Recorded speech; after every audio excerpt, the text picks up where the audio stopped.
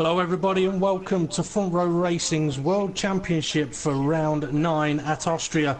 Your commentary team for this event is Front Row Racing GP and Front Row Racing JS. Thank you very much there, Front Row Racing DP. Yes, I am GP and with me is JS. I'm known as the Murray Talker and James is Murray Shunt. How are you this evening, James? I'm alright, not bad. I'm glad to be here yodeling up in the mountains of Austria, and I've just had a little bit of a tour guide round Arnold Schwarzenegger's house. It's a bit smaller than what I expected, but you know, everybody's got to start somewhere. Yeah, I heard somebody else yodeling the other day, and it was your missus after you kicked her out of bed. Tell us about that, James. Nobody wants to know about that. Somebody's going to be ringing up social services soon, so let's skim over that. Anyway, let's focus on the racing. What an absolutely cracking start to the season we've had, and it's already coming up to round 9. I can't believe it. It is round 9, and it was at this circuit last season. It was only round 8 last season, but at Austria last season is where the current champion took his first victory of the season. His first ever victory in Front Row Racing as well. So Tempfear won this race last season and then went on a storming run. I think it was something like 13 straight races of podium finishes, and taking the title. And this was the event it all turned around for him. And he's had you could say, a similar start to this season as he did last season. So Tempfear could be the one to look out for today in the Mercedes. What I'm going to do is run through the drivers, let you know who we've got with us, what team names they have, and Steve, just before you do, James, I think we've got that echo again. Oh, right, well, I'll try and remedy that as you carry on, Steve. So the teams and drivers we have got in the Mercedes, the Fearless Trailblazers Mercedes, is Tempfear and Stocky. We've got GG Well Played Ferrari, Jamie James and Over Dykink. Team Banter Williams of GT5 King and Mornay 77. The Danish Dragons of Danevs and normally Mr. Hamilton, but it is Kay Nyanda who is reserving for Mr. Hamilton today. But also you can see a different name on Danevs' little what do we call it, name card there. It says Slap the Donkey. He's obviously in a different mood today. Still the same person, just a different name. Okay, then moving on into the Force India. Now here's a bit of information for you. The Moving Chicane Force India Coming to Get You is in there, and I can tell you it is not a reserve drive. That will now be his permanent seat for the rest of the season, with Killer Corkin vacating that seat for him. His teammate, his duo Finn, is unavailable after being called into work at the last moment. Moving on to the next team, we have got A2W Racing Renault of W Butler and Adam 4600. In the Prancing Rosso Toro Rosso, it's Simo 911, an F1 Roadrunner. The Underdogs McLaren is Bartman and Hammer Time. The Lunatic Assassin Racing Haas of K-Slay 1 and RMS Maranello. And the admin's pick rookie driver today is Bleeding Sunrise, who last week in the World Championship Reserves put himself on the podium, and he's starting to show what he's capable of in this league. So, well, in the whole of Front Row Racing, must be said. So, another one to keep an eye out for there. James, are you back with me? I am back here, and what a shocking start to the season for a couple of those teams. I mean, the Ferraris have had an absolutely shocking start to the season, but Jamie James last time out in Baku was able to come through, and he finished quite high up compared to where the team have been faring for the majority of the season. Yeah, now talking about that last race, DP, would you like to go through the race results?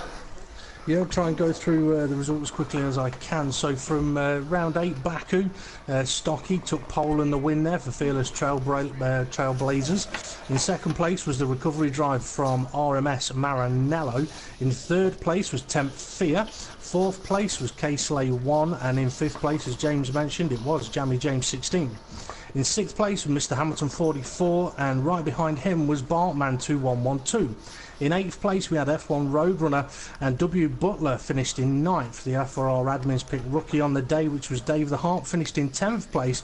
But then Dan Evans, GT5 King, and his teammate who was a reserve driver, didn't finish. Neither did Over Dykink, the Moving Chicane Racing Force India reserve driver, or Simo, or Hammer Time 95. They all didn't finish, with Adam 4600 not starting and Killer Corkin not starting either. And for the current Drivers' Championship standings, Steve, I believe we're going to hand over to you for that one. Yep, and the guy that's leading it is not at this race today, so that's going to make it rather interesting for the guys trying to chase him. So Mr Hamilton is at the top of the table with 143 points. Then we've got Stocky in second, K-Slate in third, Dan Evs fourth in the table, 10th Fear fifth, RMS Maranello sixth. The admins pick rookie driver seventh, Bartman eighth, F1 Roadrunner ninth, Jamie James 10th, GT5 King 11th, Overdye King 12th, Hammer Time in 13th, Mornay 14th. No, sorry, it's joint 13th. So then we've got Simo 911 in 15th, W Butler in also joint 15th. So that puts Duo Finn and Adam 4600 down at the bottom in 18th and 19th. For more clarification of the points of those, find out those points on the Facebook page. James, constructor standings. Yeah, constructors. It's a bit of a one-horse race at the moment, but the chasing pack are ever the threat, as the Danish Dragon Red Bulls have 205 points in the bag. Then it's a fair jump back to the Fearless Trailblazers Mercedes-Benz, who had a good showing out last time in Baku. They're currently on 157 points. Close behind is the Lunatic Assassin Racing Haas with 149 points. Then we've got the Underdog McLarens, which is on 70 points. The Prancing Rosso Toro Rosso is on 62 points. The GG Well Played Ferraris that I mentioned earlier had a pretty I'm trying to think about. That sounded close. It was close, but luckily I pulled back. But it's not been a good start for the Ferrari boys. They're on 54 points. The team Banter Williams is on 49 points. The Chewbacca Rookie Manners on 37 points, and then we've got a fair jump down to the Moving Chicane Racing Force India on 21 points, and the A2W Racing Renault on a lone 4 points. DP, question of the day. I believe you've got one for us.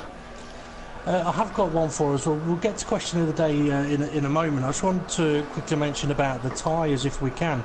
Yes. Obviously, there has been a tyre glitch on F1 2016 on all formats, even on single player, not just on multiplayer. But Codemasters have brought out patch 1.08, which has supposedly fixed the tyre glitch.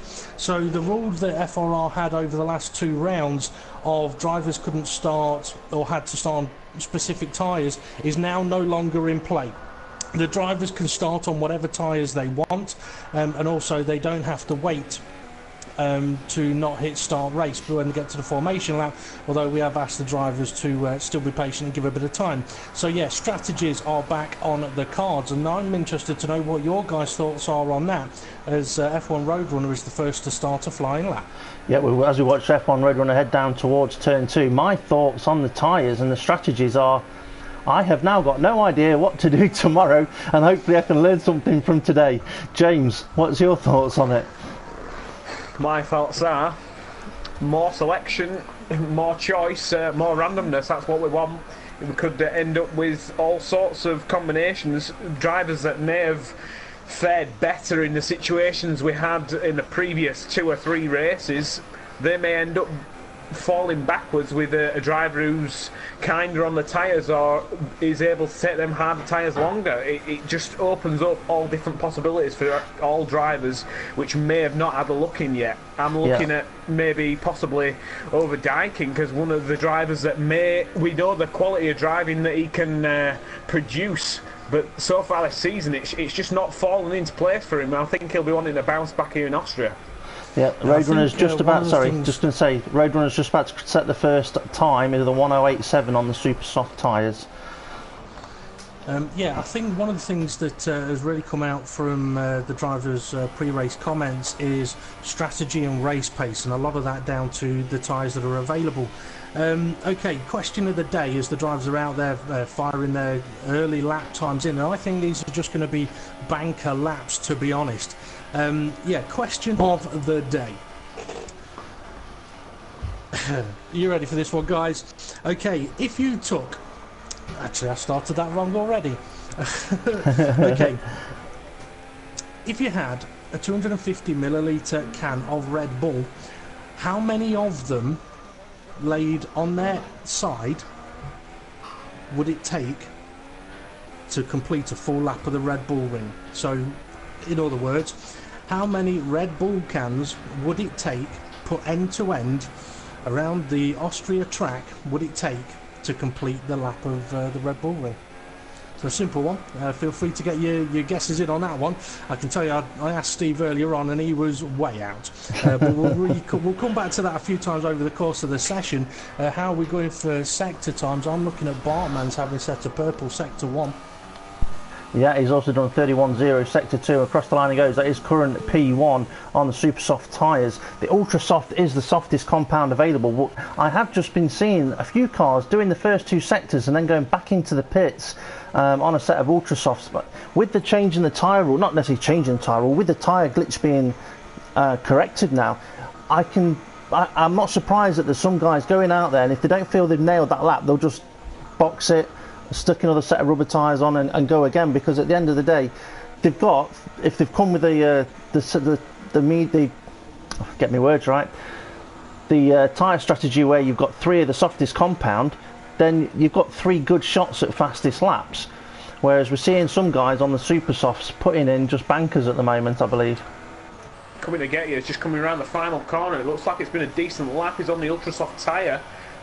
No, actually, he's stayed at 5th place, so I think maybe that was just a warm-up lap, but he's locked up his front right going into turn 1, so if this is a flyer, he needs to be pushing. Yeah, over Dykink is on one, but there's 2 cars on the exit of turn 2, there's a Williams in the way, and that won't have pleased him at all, and he will definitely have lost time there. That'll be a note in his notebook, I'm pretty sure, as he's now backed out of his lap. That absolutely completely ruined his lap. No idea why there were 2 cars on the exit of turn 2, but it definitely affected his lap time. So RMS Maranello now coming round the last corner to finish his lap, currently sat in 12th position. Sector 2 a little bit off, maybe he's just on a bit of a warm up there. That was his 6th position. He'll probably be going for another lap. Might be worth keeping an eye on what sector times he does in a moment. So who else is on circuit? We've got Kane Iander now there, looks like he's trying to warm his tyres up after turn 2. Who else is on a fast lap? If you can see someone that's setting some purples, let us know, because at the moment we've got guys on in laps and out laps. I think Casely's just finishing a lap, and 10th Fear looks to be just starting one on a set of super softs, so this could be a decent one to run all the way around with, unless DP spotted anything different. Just watching Casely no. across the line first. Yep. That's 8th for Casely. So who was the other driver, James? 10th Fear just started a lap. His for turn 1 didn't look too shabby. Seemed to just smack the apex, but luckily it didn't wobble the rear end. But he's heading up towards turn 2 now. Yeah, 16 up the front left. 16.7 on a set of super softs, not the softest compound. That's pretty competitive. It all depends on what he can do in this middle sector, because that's where these tyres will lose a bit of time compared to the ultra softs. Well, over Dykink is just up the road from him. He's done a 16.5 sector 1, a 31.1 sector 2, and he is also on the super soft tyre. I'll let you keep you updated on what lap time he does across the finish line. 10th Fear's just done a 30.8 in the middle sector. That is quick. That's a purple as well. Yep, over Dykink's gone 3rd. 10th Fear just coming towards the final corner now. Rear end wanting to snap round on him. Looks like he's got a bit of oversteer in that car. And it's P2 for 10th Fear. Yeah. Not a bad lap there on them super soft tyres, because I was just having a look at the timing screen a moment ago, and Bartman is on pole on the ultra soft, so good time there from 10th Fear. I think what's even more amazing about that is Overdyking, currently in third, were able to go that quick on his second time lap, as his first lap was ruined. Yeah. What tyres is Overdyking on? Sorry, Steve. Just to let you know, Bartman was actually on the super soft tyre, not the ultra soft. Bleeding Sunrise is on a flying lap at the moment. He's done a 16.4 sector 1, but his sector 2 is not very good, and he's on the ultra soft tyre. I think the ultra soft tyre is not going to be the tyre to qualify on here, you know. Yeah, I've got predictions of what the tyres should be doing, but it may have all changed after yesterday's update, as Bleeding Sunrise runs a little bit wide out of the last corner, heads towards the line, and it's P5, quite respectable from the admin's pick rookie driver there. Let's try and find another person out on circuit. What was we just about to mention? Have a look at Dan Evans. He's on the super soft tyre and he's done a good sector 1, but again sector 2 down a little bit. Yeah, down a little, 2 tenths to temp fear. I don't know what thereabouts. See what he can get out of this last couple of corners. It could be looking at front row. It may be the way to go.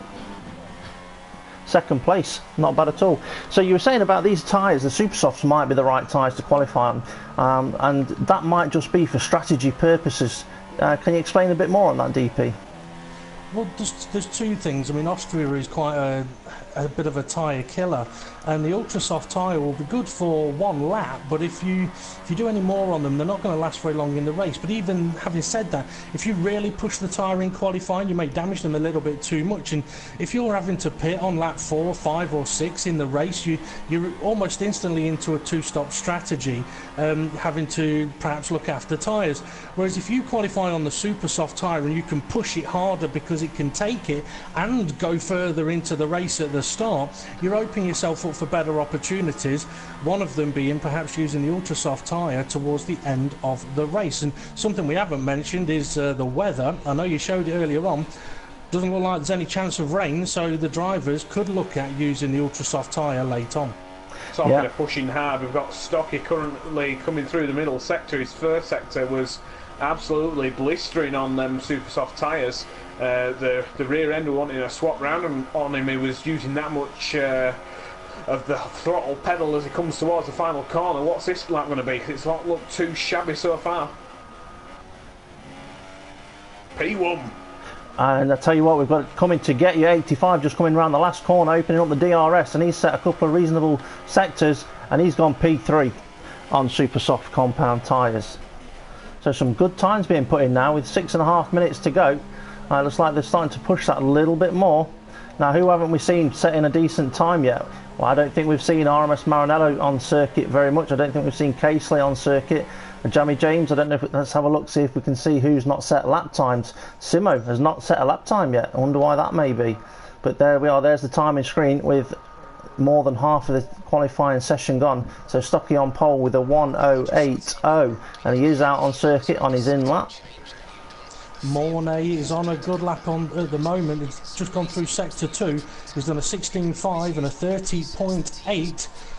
He's on the super soft tyre coming into the final 2 corners. A little twitchy on the way in though.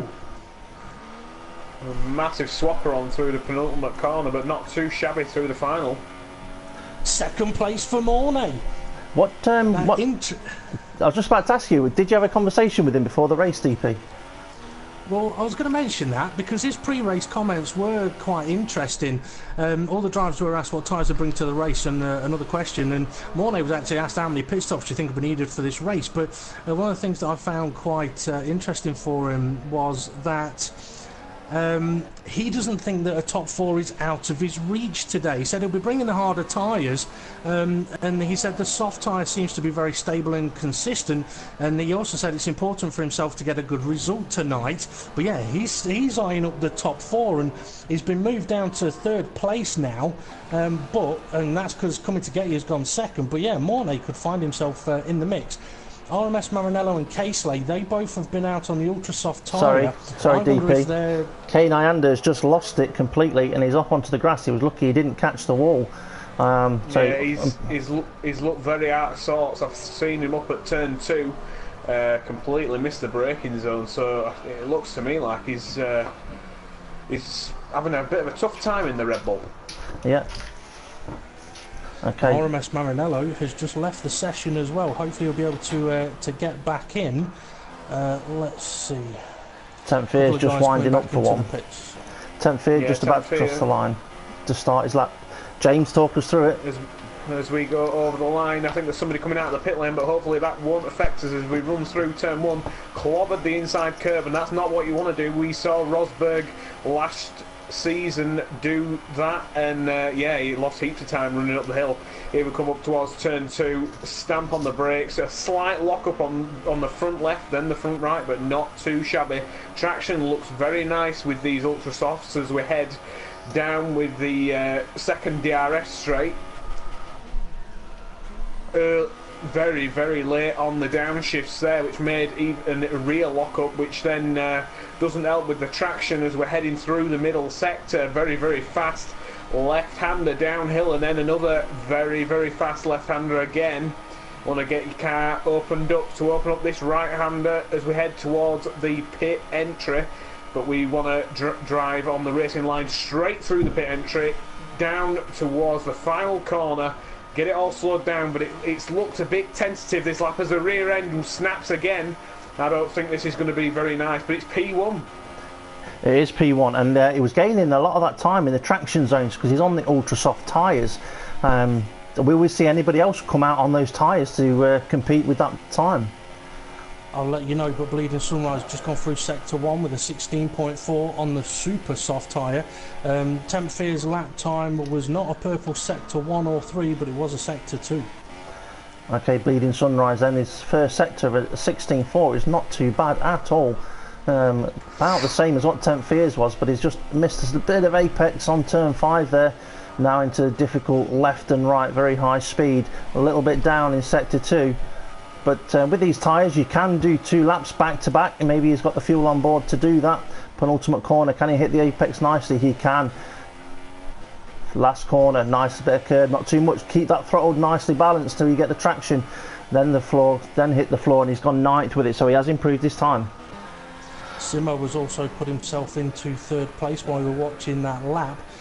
So he's on at the super soft tyre. It looks like 10th Fear might be the only one in the top 10 that's going to start the race on the ultra soft tyre unless we have a mad rush now. I mean, drivers, if they get out of the pits now, they've got enough time to get around and start a flying lap. Yep, just watching Casely.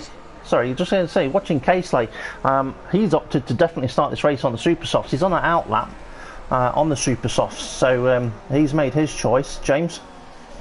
I'm just going to say, even though we said that it doesn't look like it's going to rain, the clouds do appear to have closed in on the circuit, so it may have dropped the circuit temperature since the start of the session, so this may affect the tyres, and you may want to reduce the tyre pressures to get a bit of heat in there.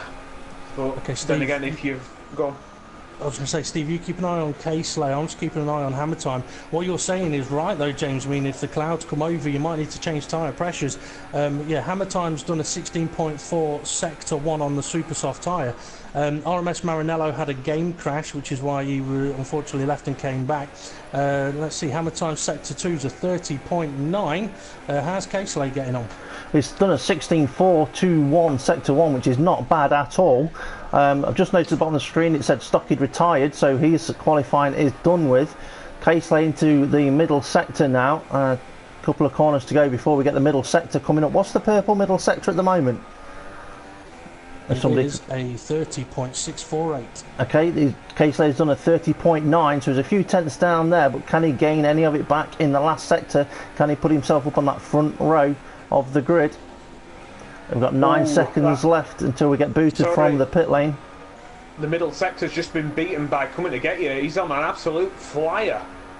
Casely's gone 5th. Let's find Coming to Get You. Yeah, his last corner now. The final corner now.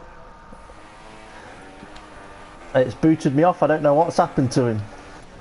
He's backed off. He's backed off. I think he may have had an ETL on the lap and he's backed off to not beat it. Okay, nicely done in a way there for him. Best thing to do. I'm just trying to scroll through the drivers to see if we've got anybody else on a lap. Simo is on his way in. RMS Marinello had the game crash. Maybe he's bringing the car back to the pit lane. Kane Nyanda is on a lap coming into the last couple of corners. And that's a nice amount of apex and exit curve there. Don't want too much of this one though, it unbalances the car. As we just saw, it was just wanting to wander a bit, and that's P18 for him. And that's the end of qualifying. Right, DP, quickly, while we just wait for these results to come up, question of the day again, please. Question of the day, quite a simple one. If you've got a calculator, how many cans of Red Bull, if it was the 250 milliliter can, how many cans of Red Bull would it take put on their side end to end all the way around the Austrian Red Bull Ring track? How many cans would it take to get from the start finish line all the way round back to the start finish line? Dead simple. Post your answers or guesses on the YouTube comments, and no cheating using Google either. Okay. I have noticed an interesting situation from qualifying there, but it might be something that drivers may have to bring up post-race when they are able to place their reports into the race directors. So I won't mention it right now, but yeah, there was something a little interesting happened towards the end of qualifying there. Something I want to mention as well though, DP, you asked me to remind you of something, but I forgot to remind you. Did you remember to lock the lobby? Yes, the lobby was locked, yeah, so okay. that limited to the drivers that were available for today's race. Good stuff, good stuff. So we're waiting for this timing thing to come up. Well, what do we expect strategy-wise? I reckon mainly a two-stop strategy. You're looking at pit stops mainly being around about lap 10 and round about lap 20, depending obviously what tyres people are going on. The ultra softs, they can do in the race from the start of the race if you've qualified on them, probably pitting around lap 6, but if they're new at the start, maybe lap 10. If you've got the super softs, and you're looking at between laps 10 and 15, so 10 or 15 laps on the super softs, and the soft tyres, which are the hardest, can do about 20 to 25 laps, maybe slightly off because of obviously the update that's been done yesterday. Well, what I would say is, I mean, anyone that's starting in the top 10 on the ultra soft tyre, I think they're looking at a two-stop strategy. Anyone that's starting outside the top 10 and goes for ultra softs may be able to stretch a one stop, but who knows. James, would you like to take us through the qualifying result, please? Yeah, I am just getting the remaining few drivers on there, and I will run through it in about 5 seconds. So let's have a look at this. P1, we've got Temp Fear, and he's also locked out the front row with his teammate Stocky. We've then got P3 Maranello, P4 Simo, P5 Casely, P6 coming to get you, P7 Mornay, P8 Hammer Time 95, P9 Bartman, P10 would be Dan Evans, but it is Slap the Donkey for today. P11 is Jamie James. P12 is Bleeding Sunrise, who is the admin's pick rookie. We've then got P13 F1 Roadrunner, P14 Overdye King, P15 GT5 King, P16 Will Butler, P17 Adam 4600, and P18 somebody please say that for me. Interestingly as well, something I spotted there was that GT5 Kings also got a 5-place grid penalty for a collision with Temp Fear. So I'm wondering if that was the collision that happened that Overdye King found up at turn 2. So yeah, we may have to just be careful in case GT5 King has been positioned behind us and a few places back. I'm having a look at the race strategy at the moment while we wait a few moments for Steve to be able to get back to us. Race strategy, interestingly enough, it's showing me a 2-stop or a 3-stop, but I wouldn't be surprised if we do see 1-stops here today. I mean, it said it's not going to rain, but it is looking a little bit cloudy in the skies, and as you mentioned, James, the temperature can have a massive effect on the tyres. Definitely, in the cold conditions, you really want to make sure that you've got as low tyre pressure as possible to get as much grip through the corners. But then if it's hot and sunny, that's the opposite you want. You do not want to be overheating the tyres. Now, do we think that Temp Fear's made the right choice of going on pole with the ultra soft tyres where pretty much the rest of the grid are on the super softs? Is it the right decision, the wrong decision? Who knows? Formation lap is underway, Steve. Okay. It could be the right decision if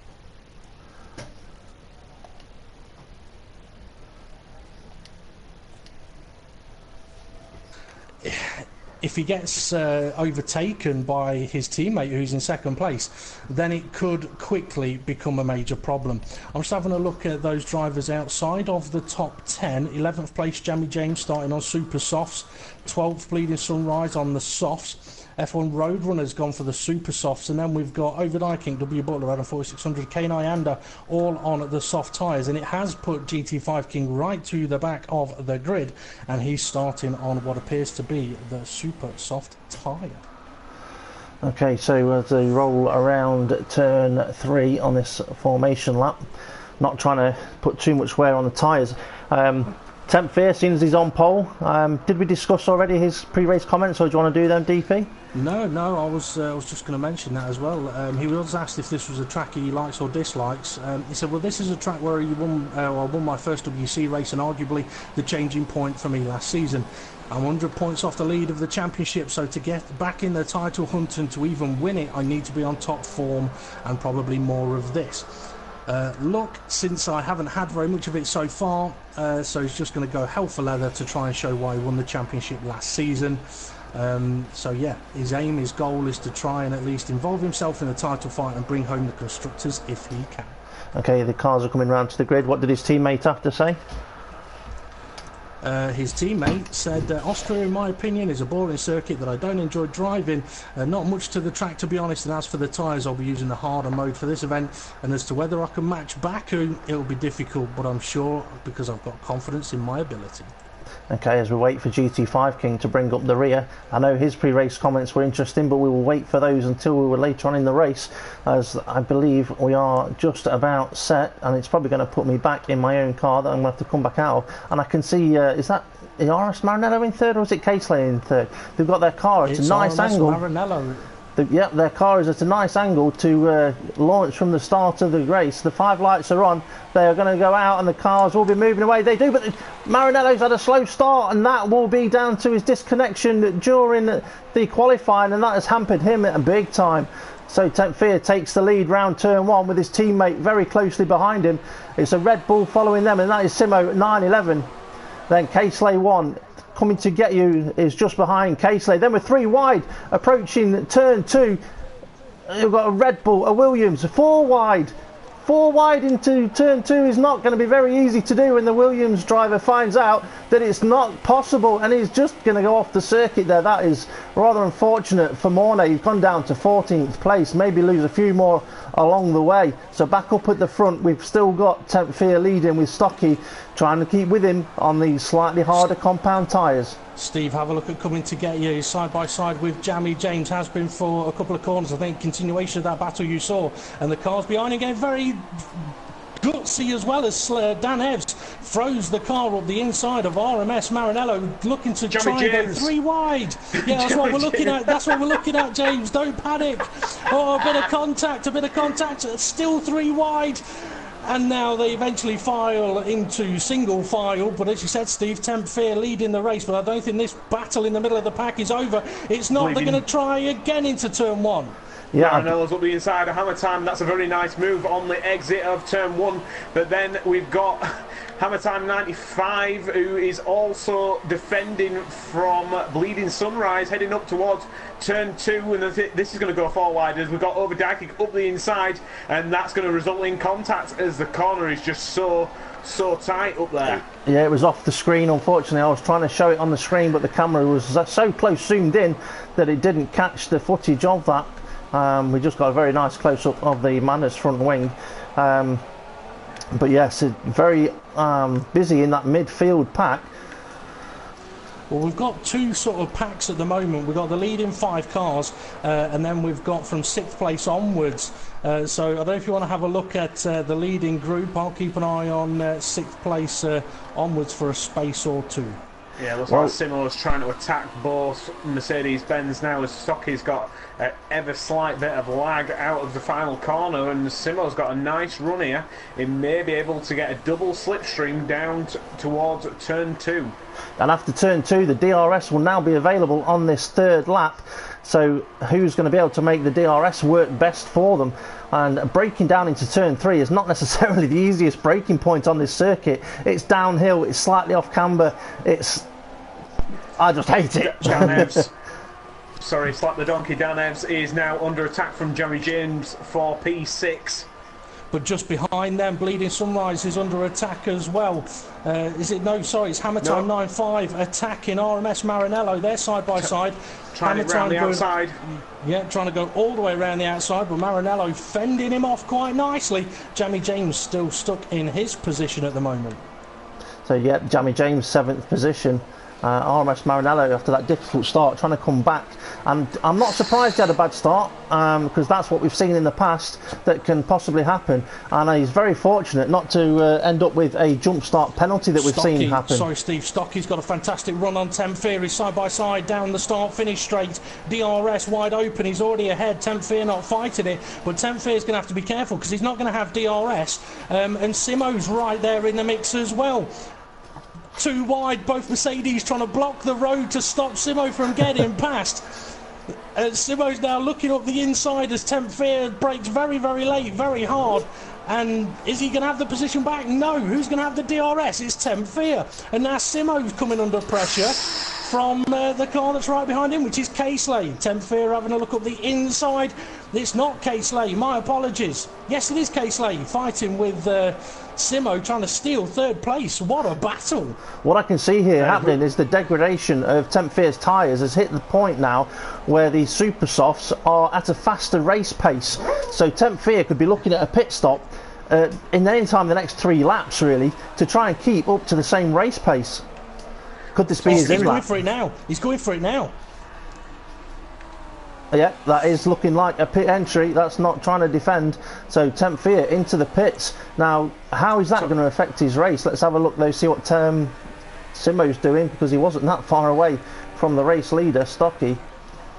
Talking of intense racing, we've got Jamie James up the inside, coming up towards turn 1. Then we've got Maranello and a train of cars behind Maranello, and it has been absolutely action-packed all the way through. But I think Jamie James is going for a move now. Yeah, I did see on the screen we got a notification of a retirement from the race of Bartman in the Underdogs McLaren, as Jamie James is still pushing. Steve, yeah. Jamie James DRS. He's going to go for the move now. And he's got the inside. Can he make it stick? Just about, but Dan Evs is not giving up on this, but he's just unfortunately been out horse-powered. But he's up the inside again. Jamie James almost squeezing him there. I think Dan Evs were maybe entitled to a bit more room as they ran through the apex, and Jamie James said no thank you, I'm taking this corner. But now it looks like we've got a Haas now harassing the back of the Red Bull. Yeah, as soon as you're slightly offline, you're in a position going from attacking to defending, and that is what Dan Evs has just found out. So RMS Maranello looking to try and benefit on Dan Evs there from bit of. Guys, I'm sorry to interrupt. I've got some info for you. Temp Fear is on the soft compound tyre, the hardest of the tyres, but I think he's had a drive-through penalty. Yes, he has. He's got a drive-through penalty for speeding in the pit lane.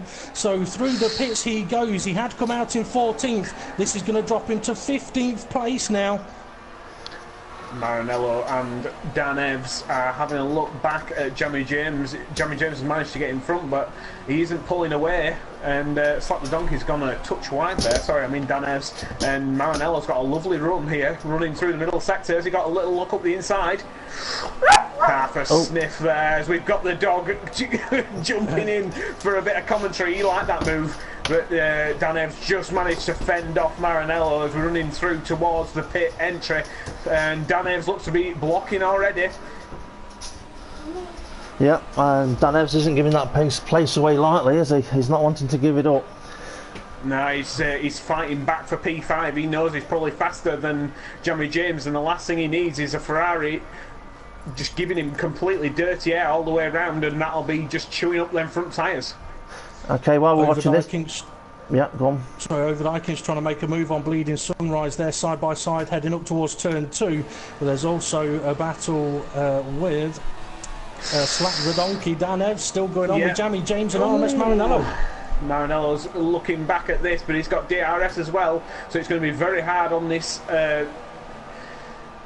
down squads. Oh, I think he's going to have a look. Yeah, he is, but Danez is slightly turning in now, under braking. That is bit touch and go, just about a car's width. But Slap the Donkey, very, very on the limit there of what's acceptable. Yeah, and just while that was happening, we saw on screen Overdyking making that move on Bleeding Sunrise.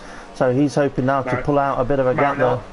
Maranello's got a run, a very, very nice run through the middle sector as we head towards the penultimate corner up the inside. Danev's he's gone a bit wide there. He's give maybe too much room, and he's just conceded the place to. Oh, we've got Adam 4600 off on the side of the final corner. Managed to keep out of the way, but I think now Johnny James has managed to get a decent gap, and Maranello is going to be one under attack as we've got Hammer Time and Slap the Donkey. But no, Slap the Donkey's had a really, really poor exit. Yeah, and Overdyking is gradually catching this pack up as well. I did see debris along the pit wall, and I'm just wondering whether that had anything to do with Bartman. I think it did. Bartman is out of the race through a crash, so unfortunately it might be. Just to let you know, Case Lane coming to get you, getting very, very close together, but I think that battle, so Jamie James backwards, maybe a little bit closer at the moment. Yeah, and just coming to lap the ghosted GP car, which hopefully won't put them off. It is at GP pace as well. But yeah, I think Maranello's got a lot of oversteer, because through that middle sector he manages to really, really get the car turned in. It's very point and squirt, and that's what you need through that middle sector. And he just managed to claw in on, he's clawing in on Jamie James. He must have pulled in about 20 car lengths in that middle sector. Yeah, he's got the DRS now as well, so he's going to benefit from closing right up on the gearbox. What you don't want to do, though, is just brake a tiny bit too late and hit them up the rear. Steve Caseley is losing the position to come in to get you on the run up to turn 2, side by side. There you go. Caseley on the inside, coming to get you on the outside. Caseley's had a fantastic run through the corner, but a poor exit, and now coming to get you is going to have the DRS. Big collision there, 2 cars out, Slap the Donkey and Maranello. Maranello up the inside of Jamie James, and Jamie James just turned in on Maranello like as if he wasn't even there. That was absolutely, from my point of view, that was absolutely shocking driving from Jamie James. I unfortunately just came off them too as well. Typical, isn't it? Typical, isn't it? We go to watch an overtake. If we don't watch it, we'll get grief, and we miss a crash, which we'll probably get grief for. Well, yeah, that was riding on board there with Maranello, who's up the inside, had his front tyres up against Jamie James's rear tyres, and Jamie James just turned into turn 2, and yeah, around she went, and I think Dan Evs just spun in sympathy as well. Okay, so just to recap on lap 10 of this race, Stocky out in the lead, and these super soft tyres are probably getting to about their pit window, depending on what strategy they run in. So Stocky leading on lap 10, and Simo 911 in second place, only just over a second behind him, then coming to get you running in third place. What a great start to the race on his debut full permanent seat, but he's just about to be overtaken, or he's being attacked anyway by Caseley, and Caseley has made that move, but can he keep it on the outside? He looks like he's been able to, but coming to get you might just want to come back at him anytime soon, and I wouldn't be surprised if he does. So that's coming to get you. Next down the road we've got Jamie James, and he has got a bit of a gap between him and Hammer Time 95. Cyril's going for the pit lane. I think he's going to be making a pit stop on this lap. Okay, and we've got Bleeding Sunrise. Quite a few guys have been making pit stops. Yeah, what tyres did Overdyking start on? Was it the hardest tyre? He started on the softs, which is the hardest tyre. Going to be running in 7th, 8th place, so he's going to be one to keep an eye on. But also Temp Fear, he's only 33 seconds off the lead, and he's done a pit stop and a drive-through. So I don't think he's completely out of getting himself some points here. Running in 11th place at the moment. Obviously the collision in RMS Maranello and Dan Evs dropping towards the back of the field has helped him a bit. Yeah, it's quite surprising, that gap between the lead and P11, which is 10th Fear, 33 seconds, and you say he's already done a pit stop, a drive-through penalty, and that is pretty good going. It just goes to show that the degradation on the super softs, the drop-off is quite large, really, compared to the yellow walled soft tyre, which is just going to keep running. I think what may have also contributed to that is Temp Fear on lap 9 and 10 was stuck up behind Will Butler, and that it was fourth position, and Will Butler was not jumping out of Temp Fear's way, and I think he may have lost a fair few seconds stuck behind that Renault. Casey into the pits.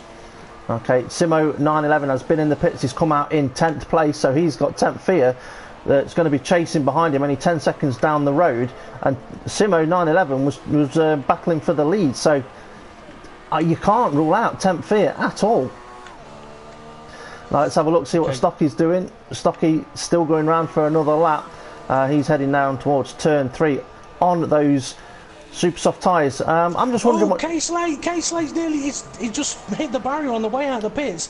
Lost the rear end completely. That's put Jammy James right on his gearbox, because Jammy James pitted as well, but the gap between those two was quite big before the stops, but now Jammy James is right behind him. That's going to have helped out Simo and coming to get you. That's rather unfortunate. Now, with Stocky still running, could we predict a one-stop now from Stocky? Or is it too soon to call? He's stopping now. He's heading into the pits. Now, if he puts on the soft compound, there's the possibility he could take them to the end. He'd have to be careful on them, but he could get them to the end. If he goes for the ultra softs or another set of softs, then... Oh no, it is the soft tyres. That could be the possibility of a one-stop, but I think we could probably see Temp Fear pitting again towards the end of the race, because of how early he put those soft tyres on. So the current leader now then, with pit stops going on, is coming to get you, who still has not pitted, and he is on the super soft tyres, so he looks like he may be going for the one stop as well. This could get very close between a lot of cars as these different strategies pan out, and this is what this game has been missing with the tyre glitch. Simo 911 is right behind Stocky. I think Stocky with him only just pitting and putting on the hardest compound tyre. I don't expect him to be pitting again. If he is going to pit again, I'd probably say it'd be for a very, very short stint at the end. Well, it depends. I mean, you're looking at 24 laps on the tyres, on the soft compound, the hardest of the tyres. I mean, it may be doable. What I'm having a quick look at, though, is just ahead of Stocky is Bleeding Sunrise and Overdyking, two drivers that started on the soft compound tyre, as Adam 4600's race unfortunately comes to an end. Yeah, so how far these guys go? Sorry, I'm going to have to break you off. Jamie James going for a move on Casey towards the penultimate corner. No, he's backed out of it, but this is... I've just noticed through the middle sector there, Jamie James really had a lot of oversteer, and he looks to have a nice run out of the final corner. That DRS very powerful, pulls him alongside. Definitely, so even if he's got a little bit more oversteer, as we see there through turn 1, Casey's gone a touch wide, and Jamie James, even if he's got higher aeros, all he has to do is stay in that slipstream, and he'll be quicker. Yeah. Attacking into turn 2, not always the best thing to do, because you can quite often give the DRS away, but he's got the DRS. Can he make it down into turn 3, James? Yeah, he's looking like a shark at the moment, eyeing up its prey, but he's looked a little bit out of sorts so far in this race, Jamie James, and Casey's also looked a bit not himself, as we were saying about the pit lane exit. Really has put him under pressure now, with Jamie James just snapping at his heels. So while we're watching Jamie James into the pits, coming to get you into the pits. So he's done 14 laps on these tyres. I'll let you know what tyres he goes on to. Yeah, he's done. Also, he's qualifying on them as well. So yeah, he's done about 16 laps on them, including that. So yeah, his next set of tyres, I could imagine they would definitely go to the end of the race if he goes on the hards. But yeah, Jamie James again looking for a move. Yeah, I think if he wants this place, he's going to have to be aggressive on the brakes. And here we go side by side through turn 1. Casey turns in, and Jamie James is round. I think Casey, he either didn't realise he were there, but that. Oh no, Jamie James disqualified for driving in the pit lane backwards. But that is completely unfortunate, because there wasn't much he could do there at all, and he is going to be distraught. And one thing I was going to do was go to ask DP what Jamie James had to say in the press conference today, because we know he's not been a happy chappy recently.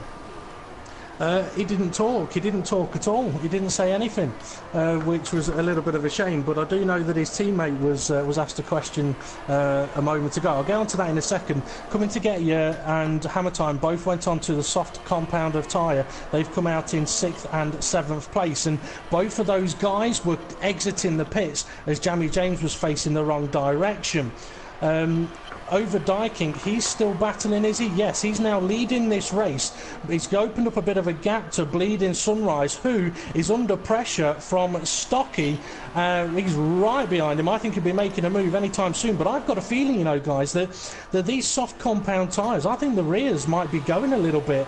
If you see Over Dyking or Bleeding Sunrise, for example, on the exit of turn 2 here, perhaps struggling a little bit to get the power down as they go sideways a bit.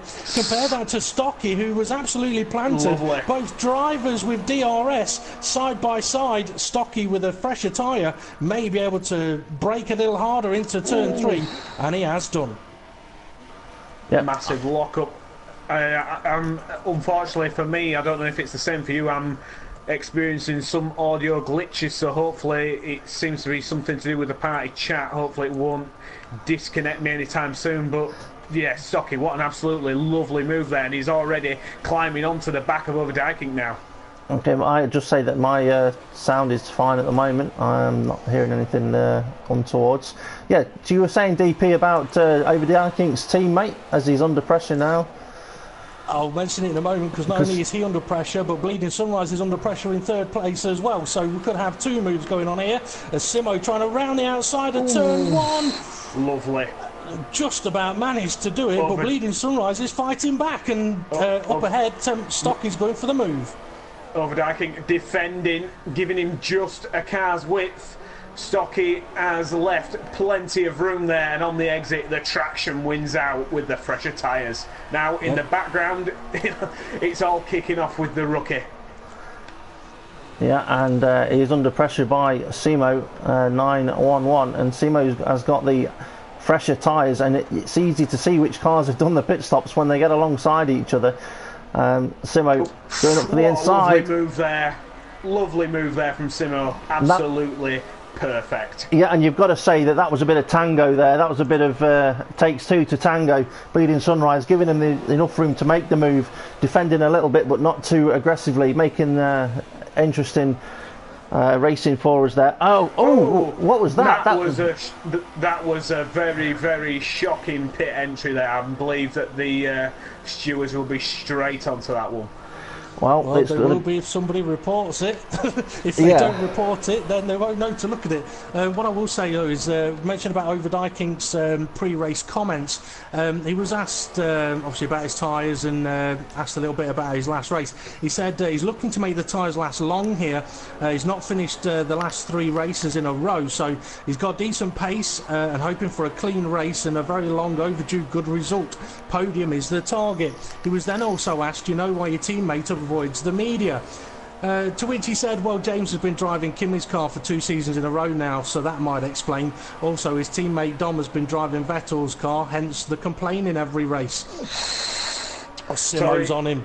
Yeah, he is. He's right on his rear end. I don't think Overdyking, if he's smart here, I wouldn't even bother fighting this. But is it too early for Overdyking to pit? I think it is if he's wanting to one-stop. He's got to get these tyres to about 22 to 24 into this race, really, to make the one-stop work. I would make sure, if I was Overdyking, I wouldn't be fighting Simo at all, because I would be thinking, you know what, I want to play the long game, make sure I've got fresh tyres at the end, and it's not worth squabbling and losing your front wing.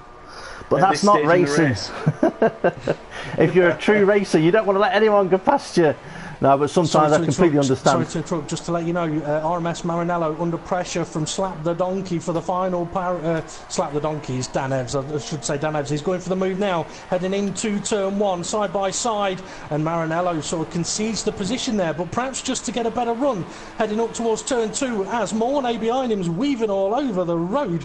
But yeah, a little bit of action further down the grid. I don't think this is finished just yet, and in a few moments, there we go, Maranello fighting back into turn 2. Who's going to have the DRS? It should be Maranello. There we go, wing open. Is he going to be able to get close enough to attack? Simo's going for a move now on P2, which is overdiking up the inside into the penultimate corner. Overdiking turns in though because he's not alongside, but I think the move's going to be done down the start-finish straight for P2. And while that was happening, RMS Maranello managed to retake the position back. What I'm going to try and do now is going to take a few minutes just to try and work out where people are going to feed back out for their next round of stops. Yeah, okay, I'm just absolutely crossed up on the curb in turn 1, and Overdiking is making this as hard as possible for Simo, and that's just because he's just staying on the racing line. Everywhere where Simo wants to try and position his car, Overdiking just keeps putting it in exactly that position. Yeah, and Overdiking, I won't say he's necessarily struggling with the traction zones, but it's definitely noticeable. Every time he puts his foot on that throttle, there's not quite as much power going through the tyres as Simo is able to put through them. But also on the brakes as well, the fronts are starting to lock up because they're wearing, and so he's able to brake slightly earlier to try and not lock up as much. And Simo has just got to be careful and pick his opportunity. Simo, I think he's going for it now, but the amount of time he's lost stuck behind Overdiking, I think it's about 3 seconds he's lost. I think you're about a second behind Stocky before they came up behind Overdiking. Now it's about 4 or 5. Yeah, well, it's currently, as he goes across the line, Simo, 4.5 seconds, so you're right on that one, James. And now Simo needs to not worry about his mirrors too much, focus on his racing lines, and he will be able to pull away just down to the difference of their tyre wear. Notice we've got a couple of questions, or should we say comments, on YouTube. We do have DP that might be able to keep an eye on that if anything interesting is asked, or if we have some answers to the question of the day. So anything interesting on there at the moment? Well, one of the comments is lockups everywhere, ha ha ha.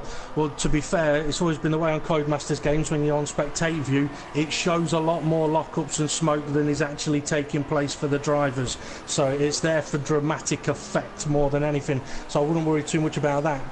Yes, we can sort of tell that if someone's massively locked up, they've had a bit of a lockup. But yeah, it's not like they are just locking up absolutely everywhere. It's just frustratingly the way the games are made. Personally, I prefer it if it did only show tyre smoke and lockups when that's exactly what was happening. And part proof of that might be if you watch the World Series race tomorrow, where drivers have got ABS on and it shows cars locking up. Okay, just to let you know, Steve, K-Slay 1 coming under pressure from Hammer Time 9.5, getting really close. And also I was trying to have a look at where people might feed out, but I spotted Tenfier's got himself up to 8th place, 24 seconds off the lead he is now. Yeah, and Hammer Time. He could kiss. He could kiss the back of that house right now. But here we go up towards turn 2, and yeah, K-Slay. He's looked a little bit shaky so far at this Austrian Grand Prix. Just Not to say looked his usual himself. K-Slay in that horse, you know what he said to Hammer Time, don't you? You can't touch this. I think he might anytime soon. I'll just to let you know as well, RMS Maranello and Danev still battling it out. But what I'm going to do for you, I know something that was mentioned a couple of days ago to the FRR admins. What I want to do is just quickly run through the order without you having to go through the cameras. So I'm going to run through the current order right now. Stocky first place, Simo second, Overdiking third, coming to get you fourth, K-Slay fifth, Hammer Time sixth, Bleeding Sunrise seventh, Temp Fear in eighth, F1 Roadrunner in ninth, Slap the Donkey 10th, James is squeezing his backside, RMS Maranello in 11th, GT5 King 12th, There's a move. K-Nyanda 13th, Hammer Time has taken the position. Hammer Time has just taken deep, it. He's gone deep in turn 1. And K-Slay goes straight back through. Yeah, he was trying to take the horse and went deep, and the horse came back through. Don't want to go deep past the horse. No, definitely not. I just realised what I said. So where were we on the standings? P15 DP? Yeah, P15 was W. Butler, who I think may be the last of the runners. Yes, he is at the moment, and he's not that far away from Mornay 77, who I think may have recently made a pit stop. Overdiking has done his one and only pit stop on end of lap 22. So He's on lap 23 now. He's got a fair way to go on those, but they should be able to manage it. But he is 25 seconds off the lead, and the leaders probably need to pit again. So it's going to get very close towards the end of the race. He's actually starting to catch the leaders up because he is on a softer compound of tyre, and they're fresh. Excuse me while I press mute and cough my guts up. No problem, as Stocky has probably been doing a Sebastian Vettel, saying honestly, blue flags. Getting past that Renault of Will Butler looked to be a bit of a nightmare for him through turn 1, but he is past him now, and hopefully he won't be losing too much time, as he knows over Dyking has probably pitted, and if he's got to pit again, they may end up very, very close on circuit near the end of the race. Well, here's something for you to put it into perspective. Bleeding Sunrise, who pitted a few laps ago and put on the super soft compound tyre, is 5 seconds up the road from Over Dyking, who was only just pitted, and Bleeding Sunrise was behind him when he made the stop. So Bleeding Sunrise has gained 5 seconds over Dyking since the pit stop. That's the difference of the brand new super soft to a worn soft. Sorry, Maranello on Slap the Donkey, which is Dan Evans up the inside on the back straight, as you can call it, a straight, as we're heading through the middle sector, and Maranello's made a lovely move there, and he's covering off Dan Evans. Dan Evans has just driven straight into the back of Maranello there. Very, very close racing. This not wanting to give up that position, even though it is just for the extra 1 point, but I think it's down to pride with these two. Exactly. I think unfortunately they ended up the wrong way, wrong way around, if I can get my words out, as I'm seeing Dan Evans have a little cheeky look up the inside of the penultimate corner, but he's got DRS now. Should he go for a dive bomb up the inside? He'll think he's going for it. Yeah, he's gone too deep though.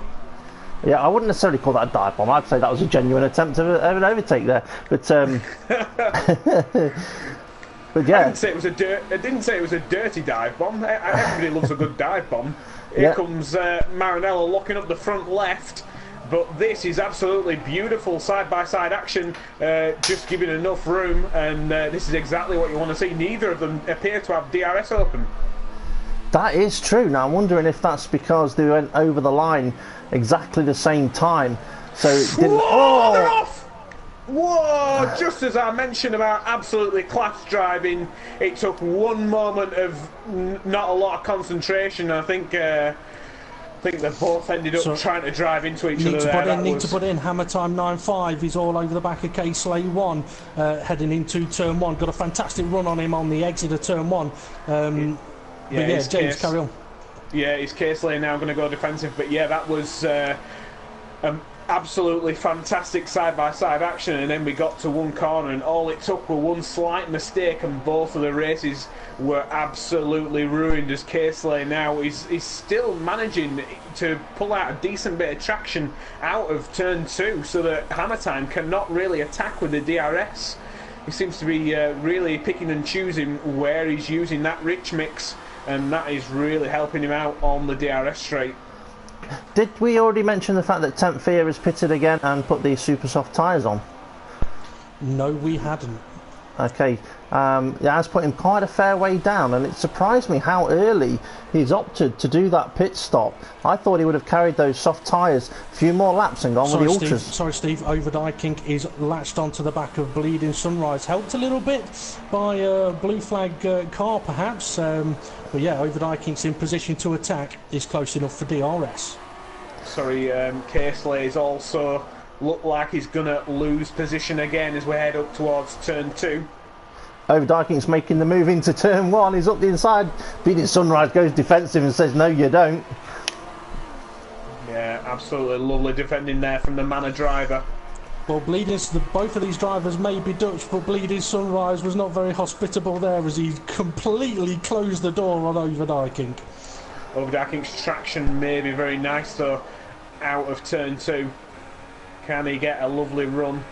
He needs to make sure he gets past this Marussia Manor, whatever it is, as quick as possible.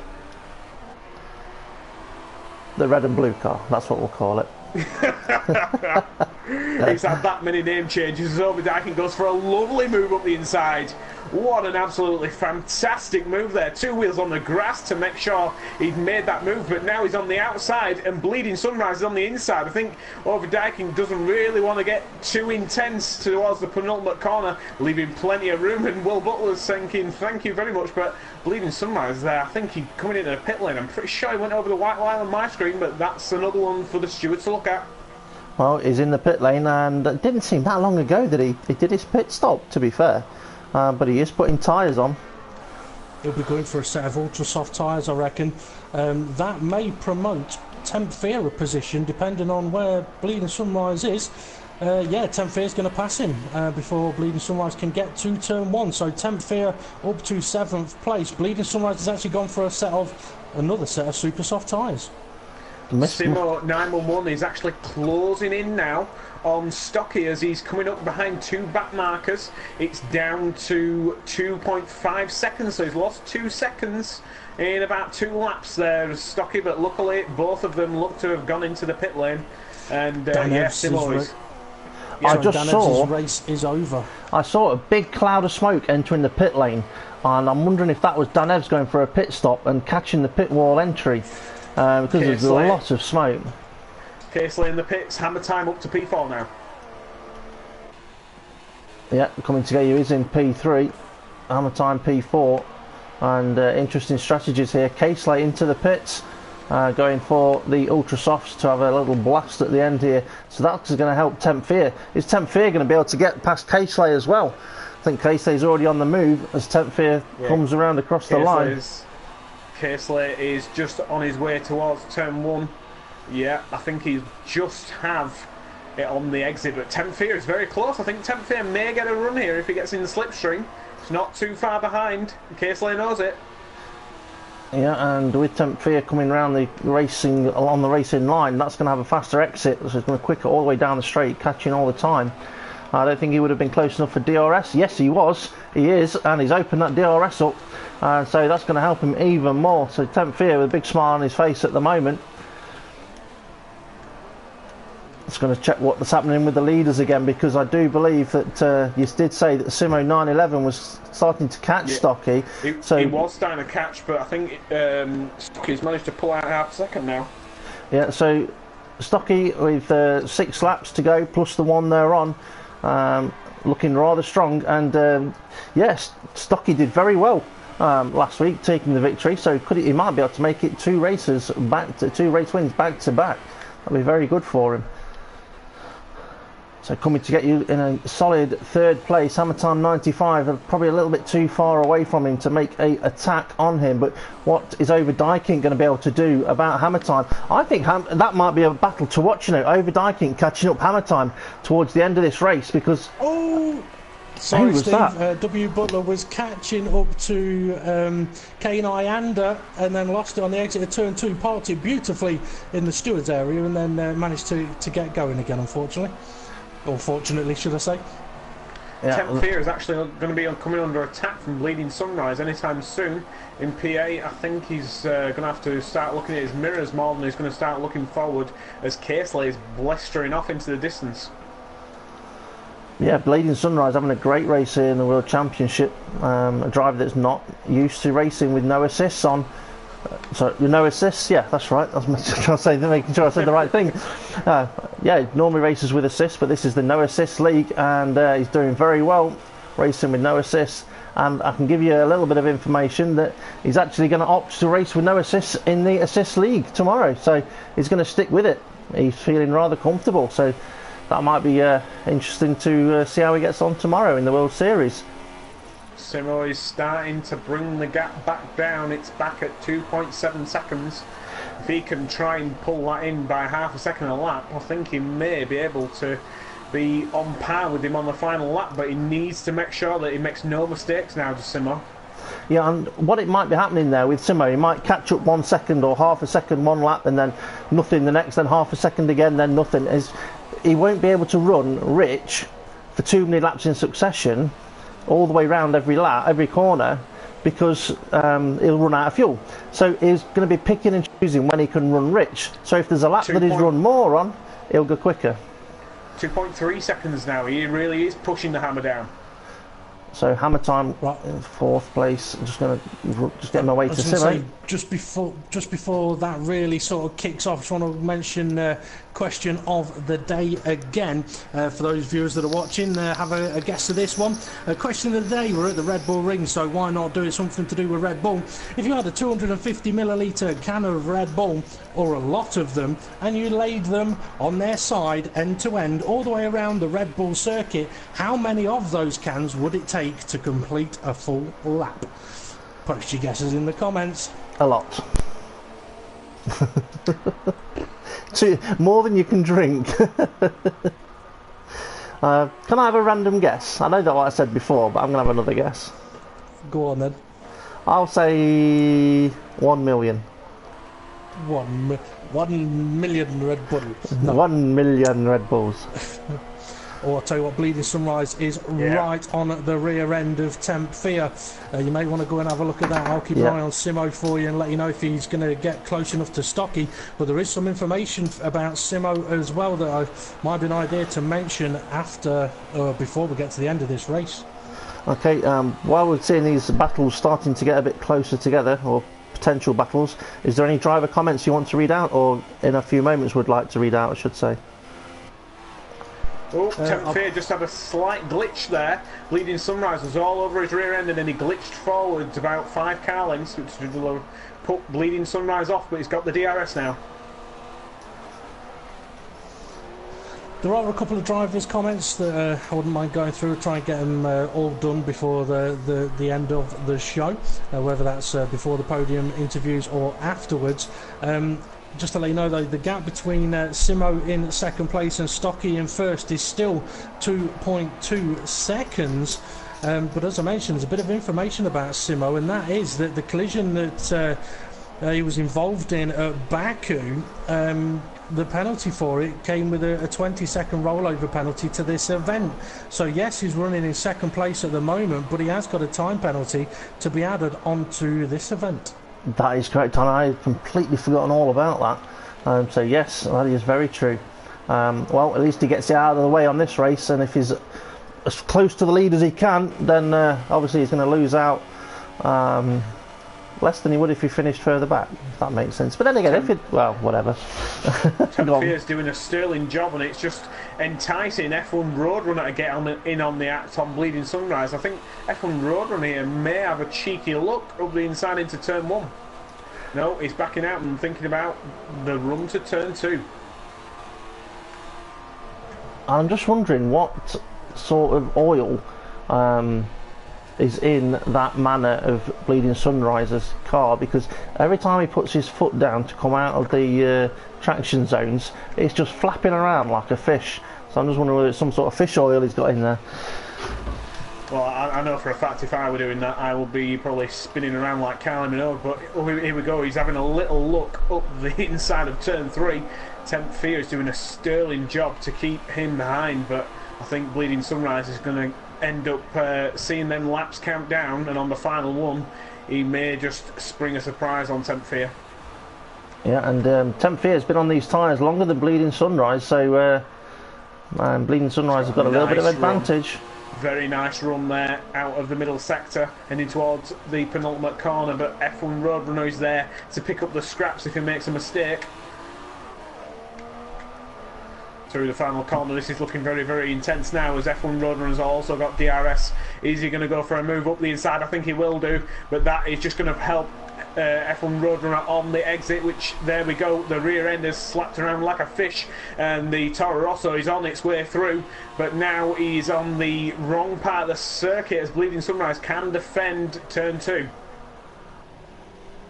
And he does defend it. Ooh. He defends it with the rear end of that fishy manner, and he slaps the front wing of F1 Roadrunner. I don't think F1 Roadrunner will be very impressed with that defensive skill there. Yeah, I don't think it caused any damage, but yeah, he's definitely lost out a little bit there, and probably was expecting a little bit more room on the exit of the corner. And just because you're on the inside doesn't give you the right to the whole circuit. Temp Fear has gone. I was going to say the gap between Simo and Stocky still 2 seconds. They are on the last lap. I'll let you know when Stocky is getting close to the last 2 corners. Okay, Bleeding Sunrise is right up though behind 10th here. There's a possibility of a move here. It's just imminent, it's just whenever, and you just know if we go and have a look at somewhere else on the circuit, this move will be missed. I think he'll go for a move up the inside, but that is just going to help F1 Roadrunner on the exit. No, he thinks he's a lot smarter this time round. Tempier's got a wiggle on. That was so close to a disaster as F1 Roadrunner's getting a double slipstream, but Bleeding Sunrise, where's he going to go? Is he going to go up the inside? Stocky's at the last corners. Oh, okay. I'm not going to be able to get on board with him. Yes, I am. So Stocky then is going to come round the last corner to take this win. A great win there from Stocky. Simo 9-11 across the line in second place, but we know he's got that additional penalty coming to get you in his debut race for his new team. He's going to cross the line in P3, but we know he's going to end up in P2. He probably doesn't know it at the moment. So a great race there from Coming to Get You. And in fourth place is Hammer Time. Great points there for the underdog McLaren Racing. In fourth place, Hammer Time 95. Who do we have in fifth place? Come on, it should be Overdyking, I believe, and it's not giving me Overdyking because it showed me Case Lane sixth place across the line. Tempfear has just managed to hold off Bleeding Sunrise, and F1 Roadrunner lost it on the exit of turn 2 just of his own accord with too much of the throttle pedal. Yep, so there we go, Tempfear and Bleeding Sunrise across the line. The next one that will be getting to the line, I think we may have missed a car there because Maranello is in 10th, but there was a 9th place somewhere. Well, Maranello seems to be rather happy with the last point finishing. Oh, I thought he was getting overtaken, but I think Will Butler was a lap down. I don't think that was happiness from Maranello there. I think it was more frustration as I was watching him complete the last couple of corners. But what a race. I mean, absolutely action-packed from start to finish. Perhaps a few drivers' strategies surprised themselves a little bit there, perhaps not working the way they expected it to, and obviously a few incidents that brought us quite a bit of excitement, but some great racing in there as well. The question now is, Stephen James, obviously we've got Stocky, who's the provisional race winner, Simo 911 provisional second place, Coming to Get You provisional third. Are those the guys we invite into the podium chat? Well, it's always, in my opinion, always been the ones that cross the line in those positions, and then anything else was dealt with afterwards. Yeah, that is very, very true, which is why I asked you. Okay, I will invite them in a moment. I just want to quickly go through some of the drivers, the rest of the drivers' pre-race comments, if you guys are okay with that. Let's see, we did Tempfear, we did Stocky. I mean, Stocky said he didn't like this track and he's just gone and taken a win. Kane Iander, reserving for Mr. Hamilton 44, said he'll be taking the balanced tyres and just hoping to make it to the end of the race. He did that. Bartman, he said he didn't know if he'd have the pace to get on the podium today. Unfortunately, the race came to an early end. Hammer Time 9.5. You mentioned there, Steve, about a good result for him. He said that he feels he had the pace for a podium and maybe a win because his long run pace was good. His race pace stronger than his quali pace, so he was aiming for a top 5 finish, and that's exactly what he's managed to do. GT5 King, he said he's done a lot of practice for Austria, and I'm not sure if it really paid off for him or not, and he said he was feeling confident for a good result. He also said that with the Codemasters fix, drivers can use their tyres more effectively, which would spice up the action, and that's exactly what it's done. He also said that he was hoping to qualify ahead of the admin team, oops, I mean 9th, and then he said, tenor that Dom won't finish the race. I think you've just lost that tenor, Rian. Let's see who else we've got coming to get you. 85. He said he was looking forward to this race in Austria. He had a great race here in the World Championship Reserves last week, so he was hoping for the same. And after gaining his permanent seat with the Force India, his goal is to finish in the top 5 in the championship. So he knows he's got his goals set already. Caseley 1, not perhaps the best of racers, but considering his pre-race comments, not a bad result. He was asked if he felt he had the pace to get on the podium, and he went, wow. Thankful for the patch, will be a close qualifying race, looking forward to it, hoping my wheel doesn't die mid-race. I didn't mention that during the race because I didn't want to curse him, so obviously technical issues for Caseley 1. RMS Maranello, I believe we did his comments earlier in the race. If not, he said that he wanted to keep out of trouble in the first 3 corners, have a steady race and see what happens. W. Butler said he's had flu the last few days, so not a lot of practice, and he hates this track, but he did manage to get to the end. Adam 4600 said it should be a fun race. He doesn't really like the brakes around here, but he was going to try and be aggressive, perhaps a little too aggressive as his race came to an early end. Simo, we can talk to him in a few moments anyway. F1 Roadrunner said that he was just going to come into the race with his feet on the ground. Points would be good, whatever more would be an extra. And the last was Bleeding Sunriser's comments, which were absolutely enormously long, so I'll just comment on the one bit, which was he was asked about how you were approaching this event as the Admir's Pit rookie, and he said, my approach is the same as always, try to start at least in the top 10 and then try to make up some ground. Well, he did exactly that. Great driving by many of the drivers out there. We'll get ready now to invite in the podium sitters of Stocky, Simo, and Coming to Get You. As they're coming, unfortunately, I will have to depart. This is Front Row Racing JS signing off for tonight, but that was an absolutely classic race, and yeah, what an absolute event up in the Austrian Alps. And I've just seen Dietrich Mateschitz, and he's just said it's a shame a Red Bull didn't finish up on the podium. You had to swear again, didn't you? That's his name. Right, well, go and pick your missus up and make sure you see to her wounds after you kicked her out of bed. Yeah, the intensive care. Right, you all take care now, and I shall see you at the next Front Row Racing World Championship event. I'll see you later, James. Okay, Cheers, so we've got the guys, we've got the drivers joining the chat party. DP, if you could let me know when all 3 of them are with us. As James has now left the lobby and shut the door behind him. A very interesting race, that one. Different strategies, and I'd probably actually say, DP, that was one of the more enjoyable races to watch because of the strategies. What are your thoughts? Not only that, it's the nature of the circuit. I mean, one of the downsides of the tyre glitch that we had was that realistically the only fair thing to do was to not allow anybody to use it, but we knew that would potentially take away strategies. But having strategies in that situation was an overpowered boost for many people. So I'm glad that Codemasters have fixed it, because it's vitally important, as we do now have all 3 of the podium drivers. Stocky in first place, Simo in second, and Coming to Get You in third. Okay, so the questions then first for Stocky in a moment, but I'm going to mention it because I've forgotten to say it earlier, and that is, if there's anybody watching live on YouTube and you want to ask the podium drivers any questions about their race, just write in the comments at FRR and then a question for the drivers, or if you've got a question for the admin team, feel free to put a question in there as well, and DP will get round to those in a few moments. So yeah, Stocky, congratulations, 2 wins on the bounce. Does it feel good? Thank you. It does. It does, thank you. Okay, and could this be your season? I don't know. I've taken it race by race. Probably the best thing to about that much at the moment. Probably the best thing to do there, isn't it? And qualifying, did that go to plan? Happy to qualify in the Super Softs? Yeah, that was what I wanted to do. Yeah. Was it a surprise that your teammate went with a different strategy? No, we communicate a lot in the party, so I knew what he was doing, but I was a little bit annoyed that he beat me by 0.004 or something stupid like that. Well, you shouldn't be disappointed really, because you were on the harder compound tyres, so you've there you go. That's true. But he had to team banter.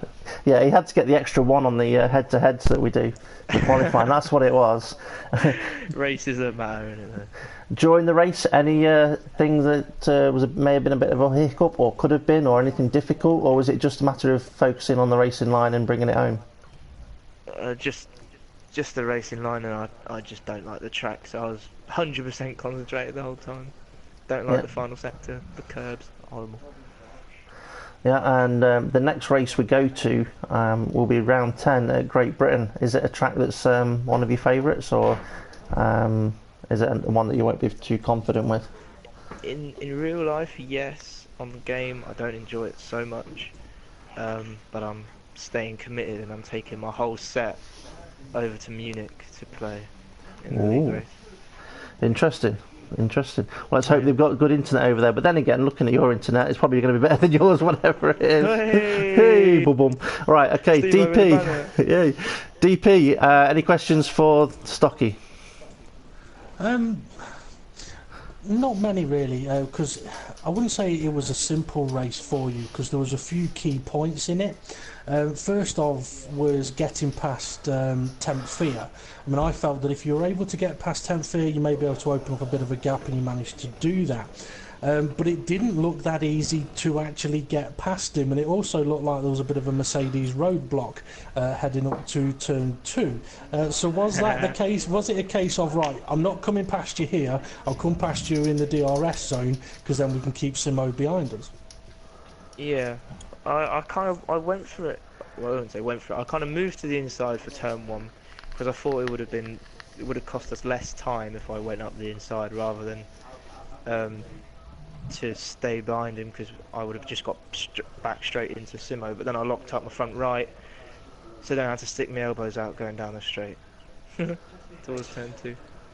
Okay, and the other sort of key point was the pit stop. I mean, it was a one-stop strategy. So Simo pitted before you. Obviously, you had to keep an eye on that undercut. Was it ever a worry that he may be able to undercut you?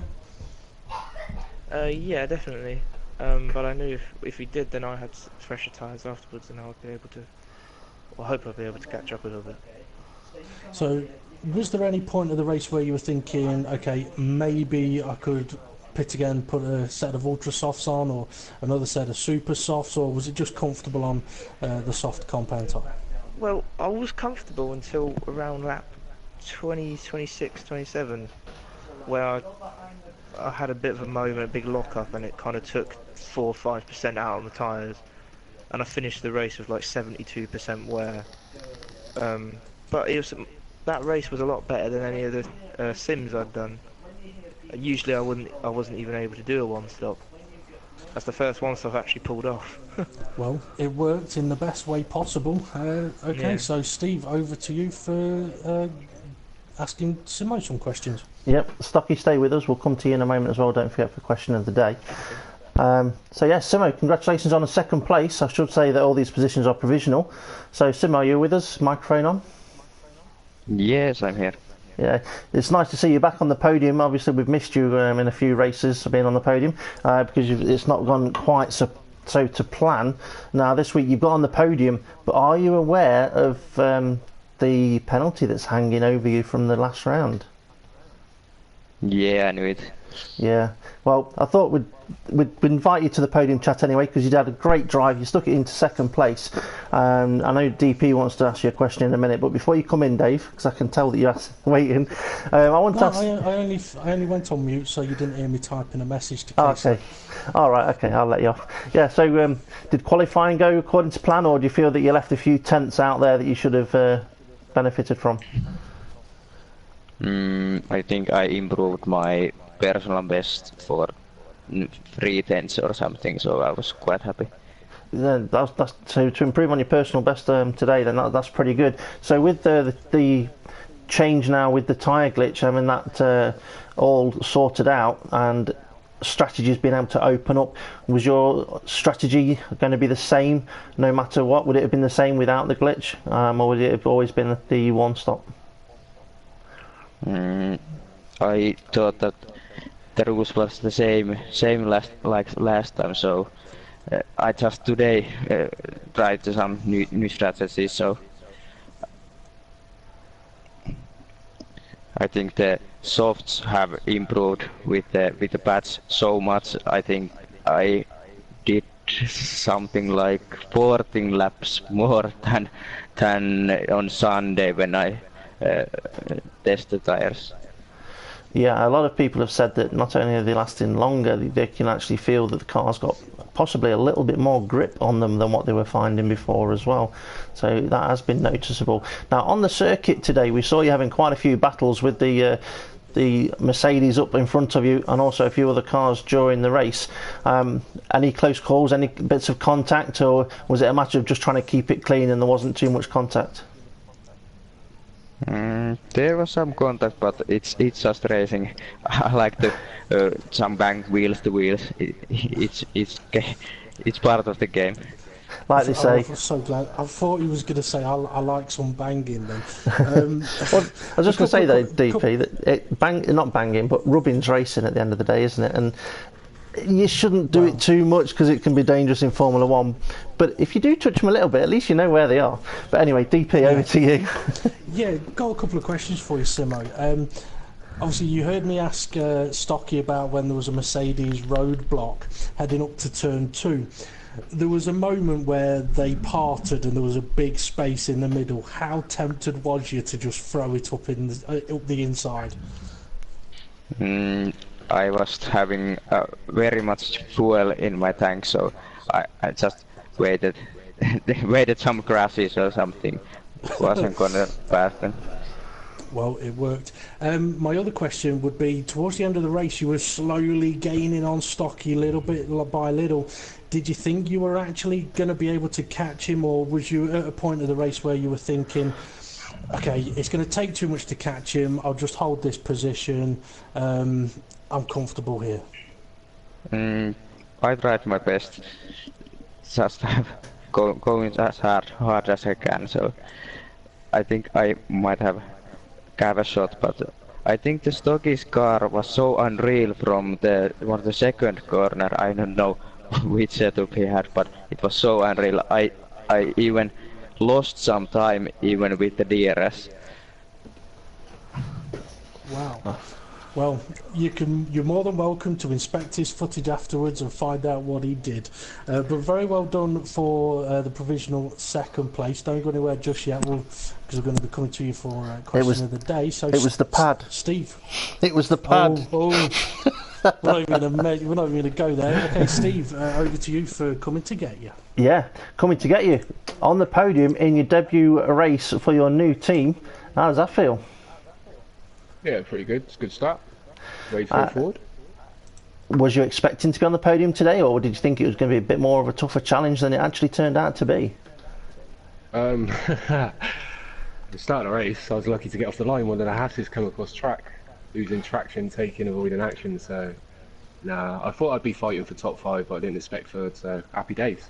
Yeah. Now, with the start of the race there, you mentioned the Haas. Now, what happened was with that Haas, it was RMS Maranello.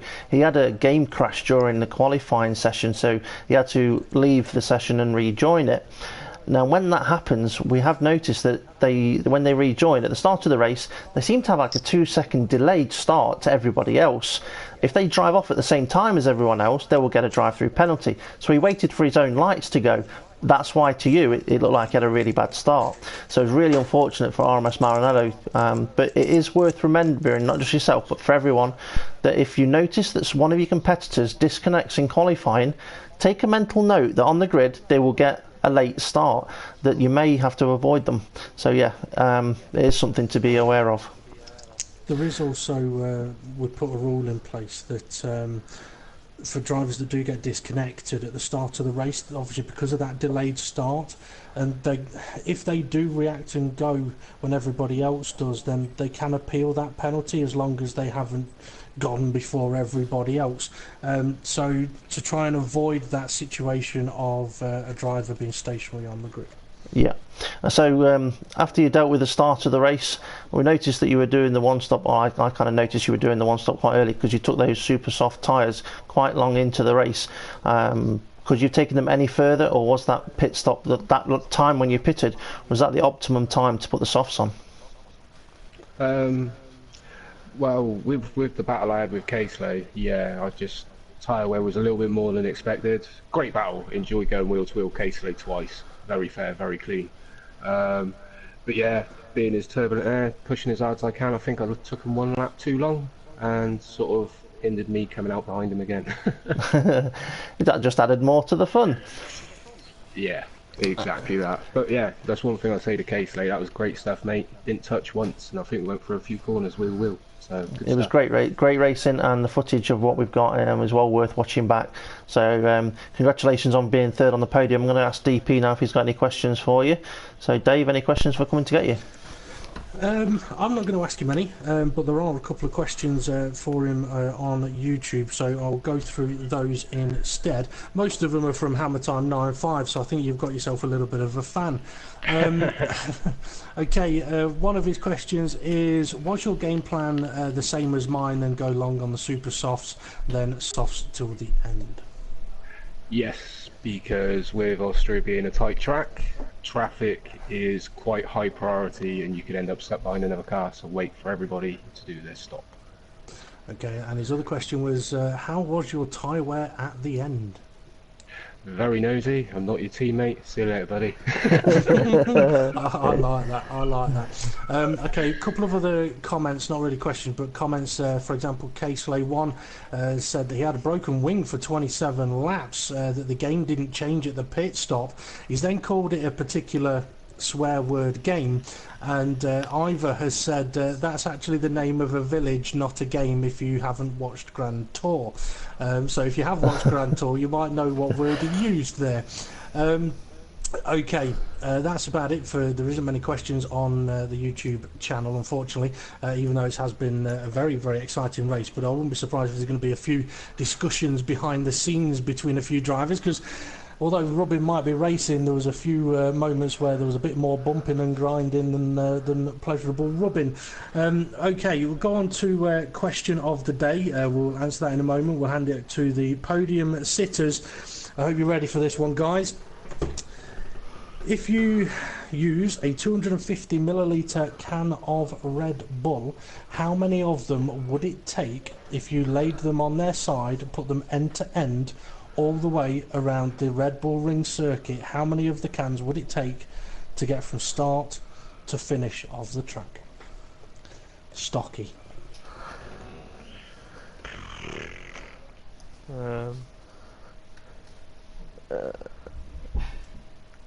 1,672,478. Okay, guys, I hope everyone just heard that. Okay, 1 million. The rest of the numbers won't count. 1 million. Okay, Simo, would you like to have a guess at that one? 1,678,662. Okay, 1.5 million from Stocky.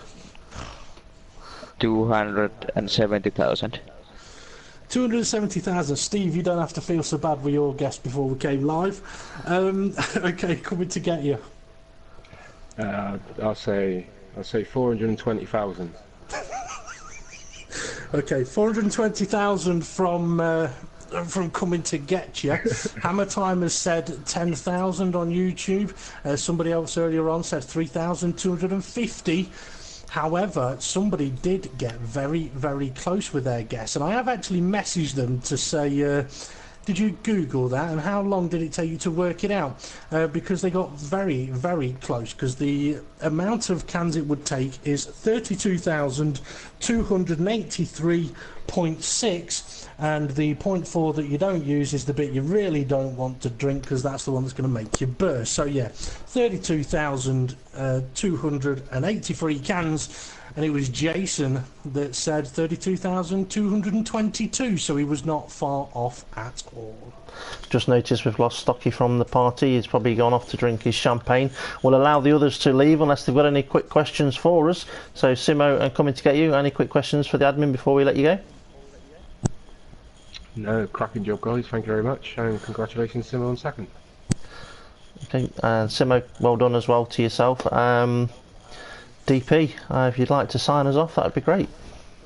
Can do. Stocky may have just disappeared because he realised he guessed 1,000,000 600 something thousand too many cans. But yeah, well done to Stocky, to Simo, and to Coming to Get You, and to all of the drivers that managed to get to the end. Thank you to the viewers for watching. Feel free to like, share, subscribe, and tell your friends. If you are interested in getting involved in F1 2016 on PlayStation 4, feel free to come and find Front Row Racing on Facebook. Drop us a message. We are mainly looking for no assist users at the moment to take part in our World Championship Reserve race. The World Championship Reserves and the World Championship run alternate weeks, so next Wednesday will be the World Championship Reserves. Next up on the Front Row Racing YouTube channel will be tomorrow evening.